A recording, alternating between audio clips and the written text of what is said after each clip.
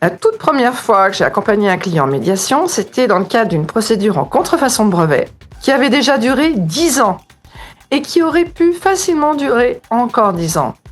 Et là, dans le cadre de la médiation, les parties ont trouvé leur accord, notre client a été satisfait en 3 mois.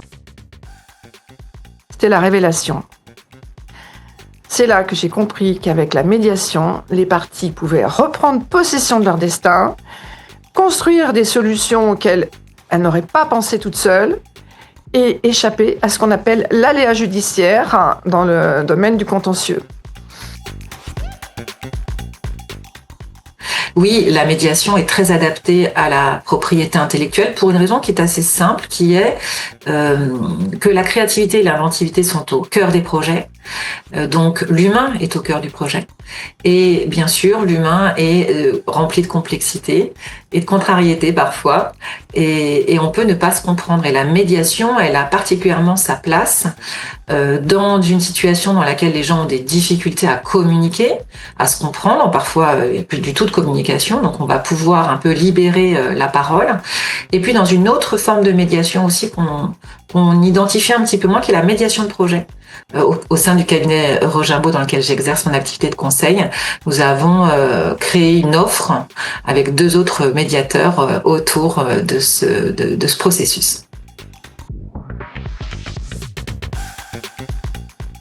Et bien qu'on soit ingénieur ou juriste en propriété intellectuelle, de surcroît conseil en propriété industrielle, on se trouve parfois un peu démuni dans des situations où on aimerait beaucoup aider son client. Et puis, on n'y arrive pas, on n'a pas les outils, on ne sait pas bien quoi faire. Bien connaître à quoi correspond la médiation, donc ses atouts, et puis ce vers quoi il ne faut pas aller si on attend ça en médiation, ça permet de proposer à nos clients au bon moment une solution alternative de mieux communiquer, de résolution de différends, de management de projet. L'avantage du conseil en propriété industrielle, c'est qu'il connaît son client depuis des années. Nous sommes des business partners de longue haleine. On ne nous sollicite pas que pour un one-shot ou un contentieux.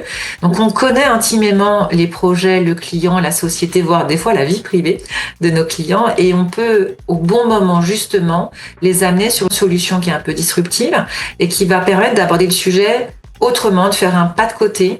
Et donc, mieux connaître la médiation en qualité de conseil en propriété industrielle, ça veut dire aussi proposer de nouvelles prestations, un nouvel accompagnement encore plus proche du besoin du client et de son projet.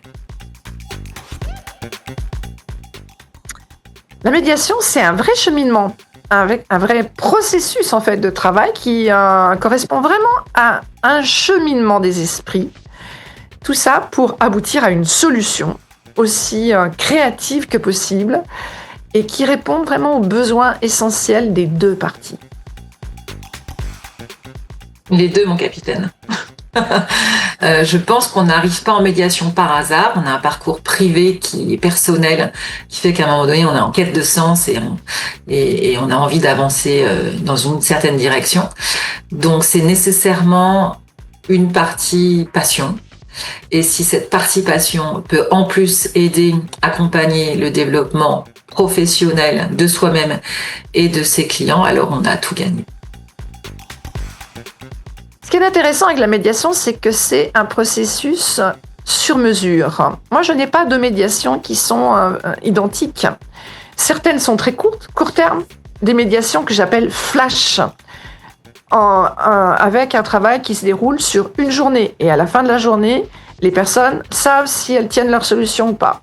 Et puis d'autres médiations, en fait, sont plus échelonnées parce que ça correspond au rythme que les parties vont avoir besoin de suivre pour aboutir, pour construire leur solution. Écoute active.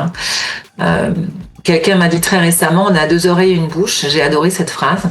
2 oreilles pour mieux écouter parce qu'on a besoin de plus écouter que de parler. Alors, je souhaite que les participants qui vont suivre cette formation repartent avec un véritable savoir-faire pour être capable de détecter les situations dans lesquelles une médiation peut être intéressante pour leurs clients, pour que la médiation puisse aboutir à un résultat qui donne satisfaction à leurs clients. En un mot, le but, c'est véritablement que les personnes aient acquis non seulement des connaissances, mais un savoir-faire. Non pas avec des choses assez philosophiques, voire inapplicables au quotidien. Une fois qu'on a quitté cette formation, c'est plus trop de quoi on a parlé, on sait d'ailleurs pas en parler, mais c'est de se dire demain matin, même dans mon environnement de travail, avec mes collaborateurs, en famille et entre amis, je vais pouvoir mettre quelques touches de médiation dans mon quotidien.